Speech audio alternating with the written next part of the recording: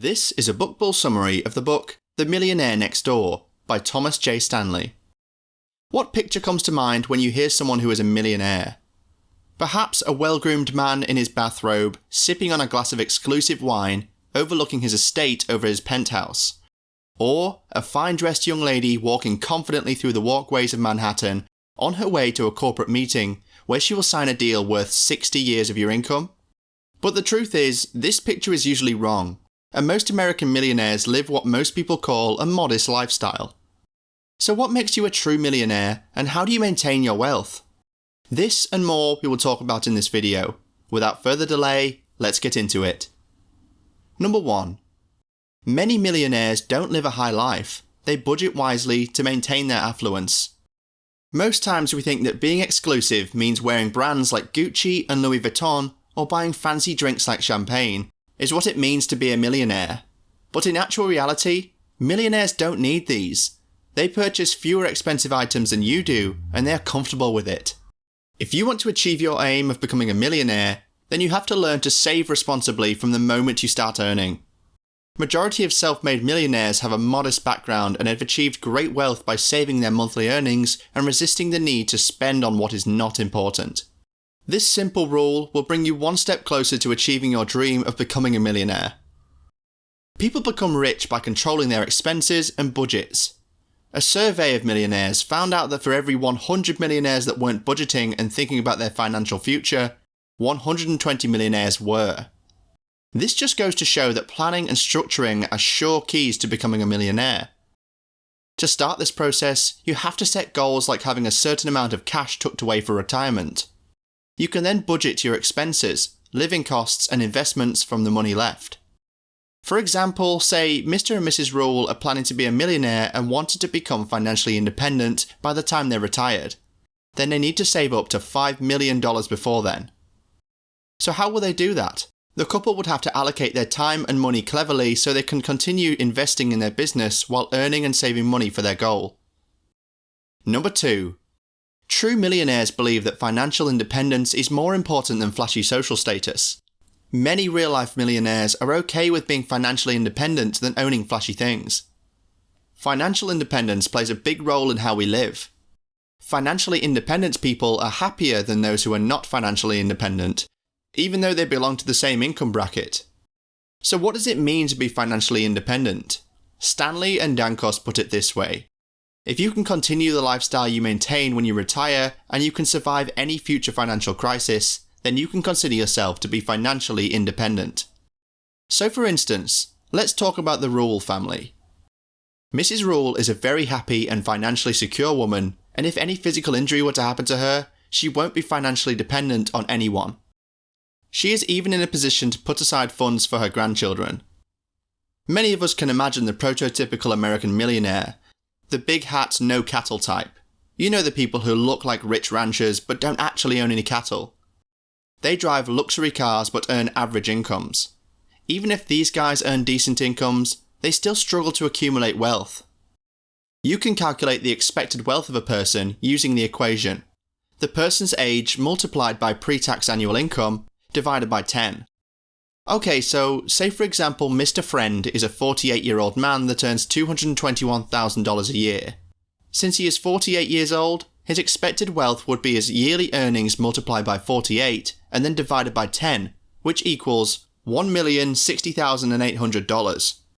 But by squandering his cash on luxury goods, Mr. Friend's actual net worth is less than $260,000. He is no millionaire. He is a big hat, no cattle guy, as said earlier. Number 3. Millionaires know where and how to spend their cash. Invest in what you know. How do millionaires choose what to invest in? Clever millionaires know that providing medical care for their families and investing in a method to make a business more productive is the way to go. Although these millionaires are often cautious in other respects, price is not an issue when it comes to buying investment services, getting tax advice, or spending on medical care for themselves and their loved ones. Also, they like to buy products or services that improve their businesses, like an additional office space or computer software. Take the millionaire Mr. South, for example. He says he will never buy a luxury car because it would turn many heads in his neighbourhood, but instead understands that using his money to pay for his grandchildren's dental care makes more financial sense. Smart spending also means smart planning. Millionaires spend a greater amount of time planning and often reap more benefits from them than those who are neglecting planning. But knowledge about your particular field is also important. So, if you want to increase your wealth by investing in a specific business, you will need to plan as well as gain knowledge about it. Everyone has at least one area they have significant knowledge in. So you should think of using this knowledge to your advantage when investing. So for example, if Mrs. Smith, an auctioneer who specialises in commercial real estate, thinks about investing, which industry should she consider investing in? Commercial real estate would be a good choice. What of Mr. Long, who has massive knowledge about antique furniture? Should he invest in high-tech securities?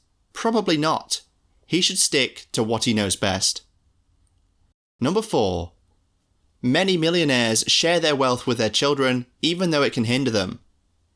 We have seen how millionaires live, but what about their children? Although many millionaires are economical, they spend a great deal on economic outpatient care. This means their children receive monthly cash gifts, have the cost of medical and education covered, and so on. But the more money an adult child receives of their wealthy parents, the less they are likely to save. By financially supporting their adult children, some millionaires cause them to be financially dependent, which will prevent them from becoming financially smart. According to research, about 46% of wealthy Americans support their adult children or grandchildren by offering cash gifts of at least $15,000 per year. The amount of money you spend and save also influences your children's purchasing behaviour. Every family has its own do's and don'ts for investing and purchasing, and these budgets affect children who emulate their parents' financial habits. So you must teach your children how to invest well and how to spend wisely. A good example is John. John is an underaccumulator of wealth. Whenever he gets a paycheck, he spends the money on designer clothes, a habit he learned from his parents who used to shop every weekend. They bought for the sake of buying, and that is what John is now emulating. Number 5. The most financially dependent children receive the largest share of the family inheritance. Say you have become a millionaire, spending and budgeting wisely for more than 80 years, and you eventually die. Who will receive your money? A lot of millionaires claim it will be shared equally between their children, but in reality, some people are more likely to inherit than others. Housewives are one such group. Millionaires or affluent parents are aware of the fact that women earn less than men, so they pass more money down to them, especially housewives who might have been daddy's girl since childhood. They are significantly more likely to receive a considerable inheritance. In addition to women staying at home, unemployed adult children often receive more cash gifts and inheritance than their working siblings. In many cases, children of millionaires are professional students or unemployed who have never held a job, choosing instead to study all their lives. Parents perceive these children as needing more financial support than their more independent siblings. Many cash gifts are also drawn from overfunded college savings, which were no longer needed when the child quit school. Take Paul and Peter, the children of a millionaire couple, as an example. Paul became an entrepreneur and moved far away from home, and became financially independent because he refused to take cash from his parents. Meanwhile, Peter moved back to his parents' home after graduating from college because he did not want to be employed full-time. So now he receives cash gifts for housing, food, clothing, and transportation from his parents. It wasn't a surprise that Peter, the financially dependent guy, got all the inheritance after his parents died. Millionaires aren't what you think they are. They are more prudent than you think. What's your most important key takeaway? Please comment down below and share the video if you like it. Thank you, and until next time.